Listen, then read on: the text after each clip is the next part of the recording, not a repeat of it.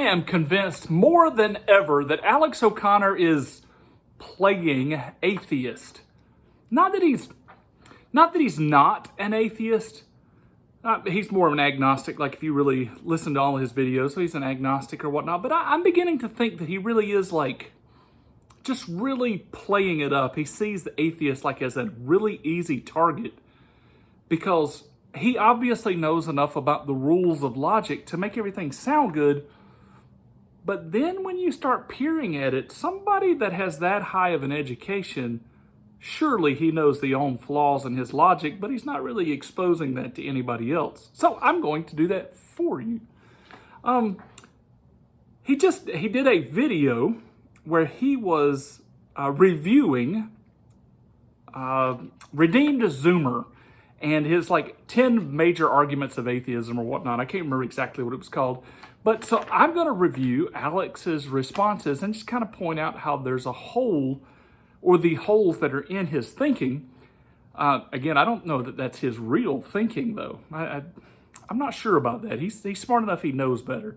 So, and I'm going to break that down into 10 separate videos because this would have been one ginormous video if I did it all together. His was about an hour long. And so to cover everything, it's going to take several videos. So I'm going to start off by quoting. This starts with Alex. It says, a new fast-growing Christian YouTube channel, Redeemed Zoomer, put out a video promisingly called All Atheist Arguments Answered in 10 Minutes. Let's see how he does. So then Alex goes into saying, here's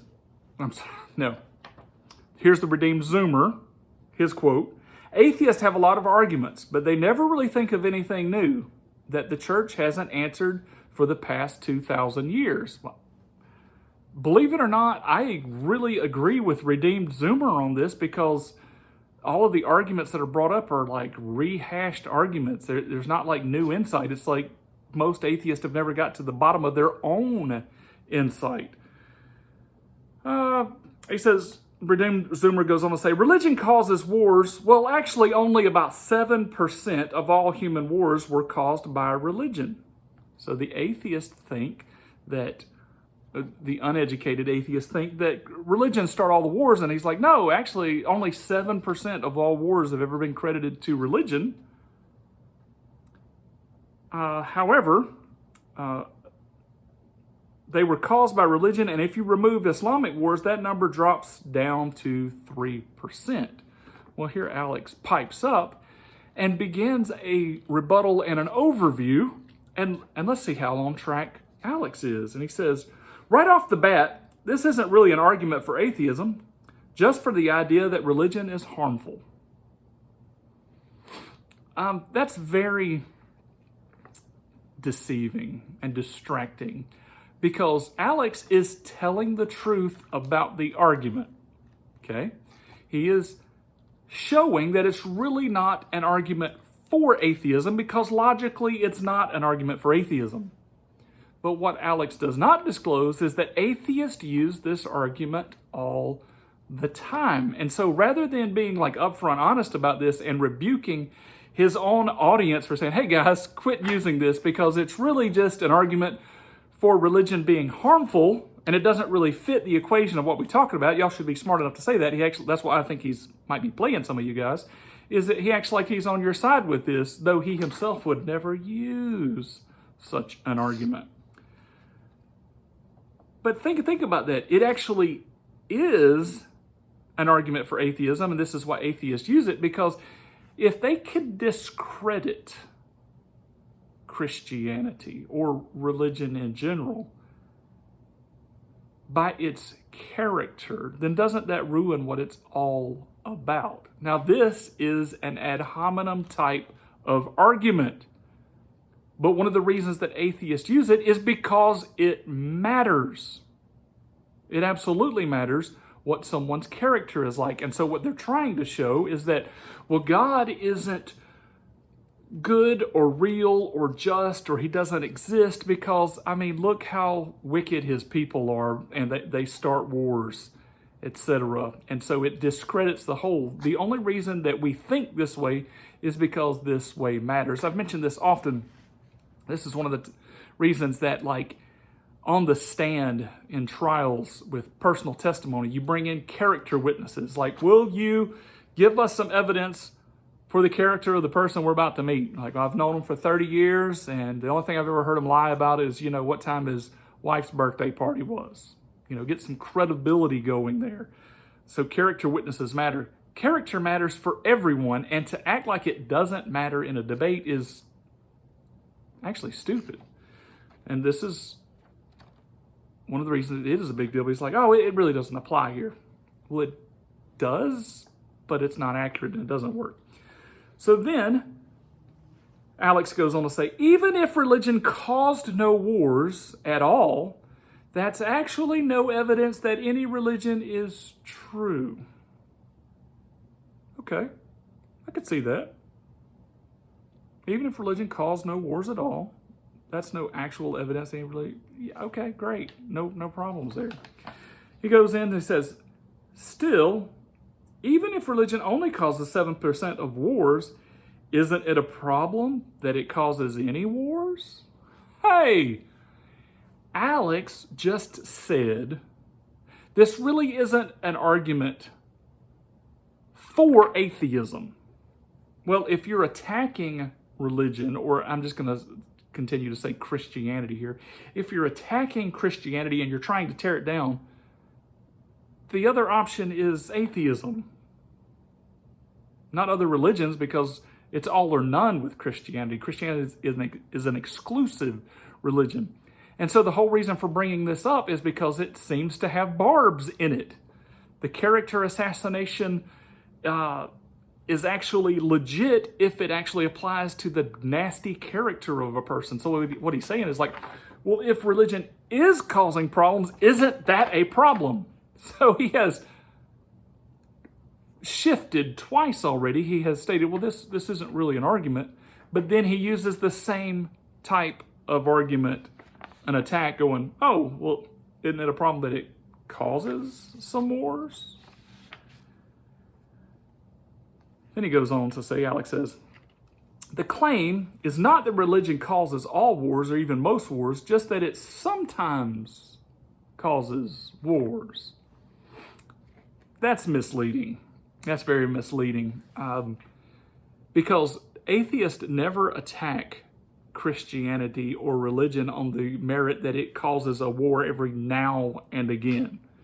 No, usually they lead off with like, look at all of the atrocities and damage that you have done in the world. You guys are wicked. You suppress people and you mutilate people and you do this, behind closed doors. Any kind of negative accusation that has ever come out of an independent or single church anywhere gets lambasted against all of Christianity across the board. And it's now like there's mass murder is what Christianity is about. That's the way it's presented. Not that it sometimes causes a war. That it's never presented that way. And so Alex has kind of been a little devious here. He goes, I think here I transcribed, I got the transcript off the YouTube video. It always doesn't read perfect. And so here it says, I mean to use, but I think it actually says, I don't mean to use, crude example. As far as I'm aware, National Socialism only ever caused one war, and one out of thousands that we have documented. So what he's trying to say here is like, if we're looking for a way, like, National Socialism is better.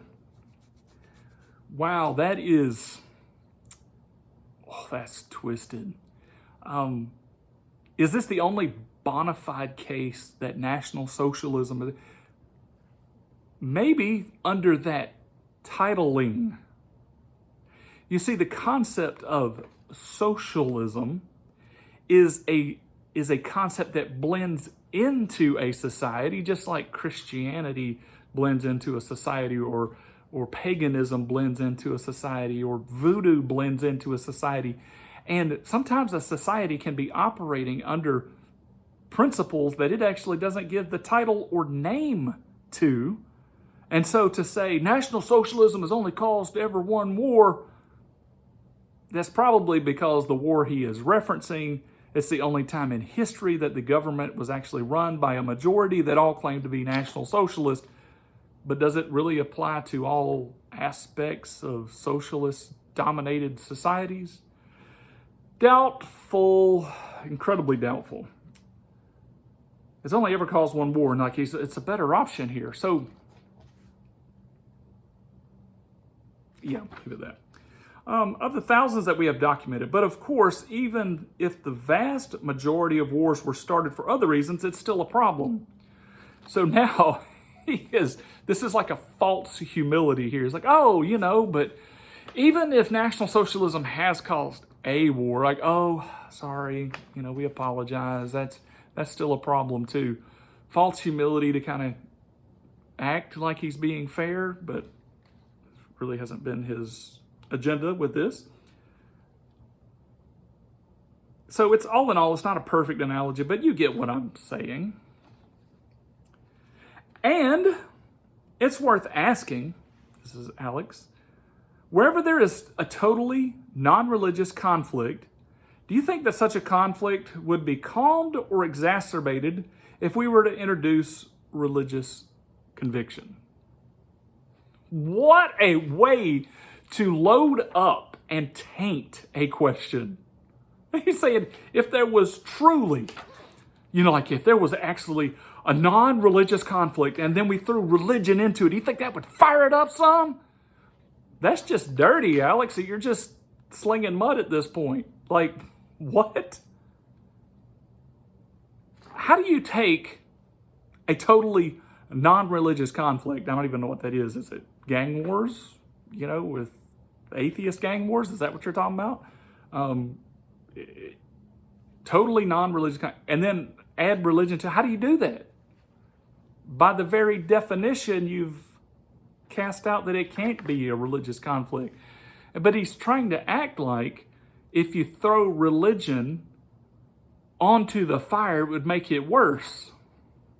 Does this even make any logical sense, considering the stats that have been mentioned previous? Because the stats that were mentioned previous is like 7% of all wars, including Islamic wars. That's all the credit that religion gets for starting wars. It's 7% of the time. I guess the rest of the time is probably political wars, or maybe there's some race wars or something like that. But 7% of the time? So if I think I sprinkled religion on that, do I think it would make it worse? No, we're talking about 7% of the time. And this is what's really interesting. So let's do some ratios by what's been disclosed in this review of a review. Let's say you take all of the religion in the world, the size of it, and then divide it out by what kind of percentage of wars that it starts. So let's give the world a 70%. Is that fair? Can we say 70% of the world is religious? And it started 7% of the wars. Can we say that that's fair? But now, if we want to say the National Socialist has actually started one war, well, how many National Socialist countries are there?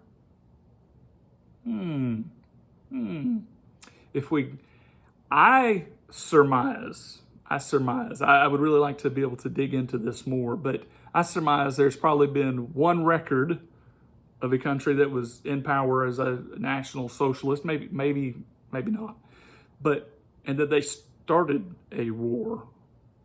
So that would be like 1 for 1. That's a really high ratio. Or let's look at if let's say 70% of the world is religious, and let's just say 30% of the world is non-religious, then what have all those other wars been started over, and who gets the credit for all that? Like, if you begin to think about these ratios, like if religion is the majority dominance but has caused some of the least amount of wars, then it might actually be our safest bet. But that's just if we're talking about harm, not if we're talking about proof of God or whatnot. And I don't want to say we act like you could take religion and just kind of sprinkle it on top and it'll make things worse. Well, I wonder if you could take like extreme atheistic liberalism and sprinkle it on something and see if it gets worse. Did we see, like, there was a name floating around just a while back, and these are just some of the names I've heard. Maybe you hear different names, but I've heard the term Karen a lot. Karen, and I've heard the blue hairs, and I've heard Antifa thrown around a lot. And these people are not religious by any stretch of the word. They would be kind of like the definition of anti-religious. And boy, you don't have to have many of them and sprinkle them on something. It gets a lot worse. So what are you trying to say, Alex? So then he says, perhaps only the correct religion would make things better. Yeah, I would go for that. Yeah. He says perhaps. Like he has to allow for that because it's actually a reality. That's what we push for. Maybe that's the reason that religion overall doesn't start things most of the time. What is it that's out there started? We really need to dive in. What is that other warfare stuff started over? He said, that's fine. You can hold that position, but then even a believer can accept that many religions do often cause conflicts or at least make them worse. So he goes from saying this is a small percentage and goes from the angle that that small percentage is still a problem. But then he uses the term many. Many religions do often cause conflicts or at least make them worse. Well, I would agree with you if you're talking about Islam.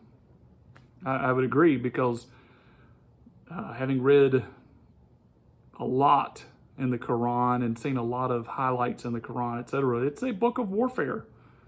It says to go to war against everybody that doesn't believe in what you're teaching. Yeah, I get that.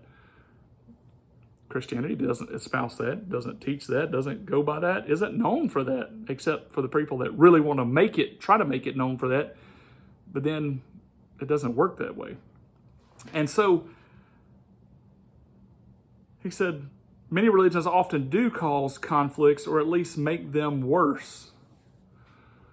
Really? Religion makes them worse? Is this why, like, Christianity loves to go into war-torn countries and, like, try to help people? Is this why America is known?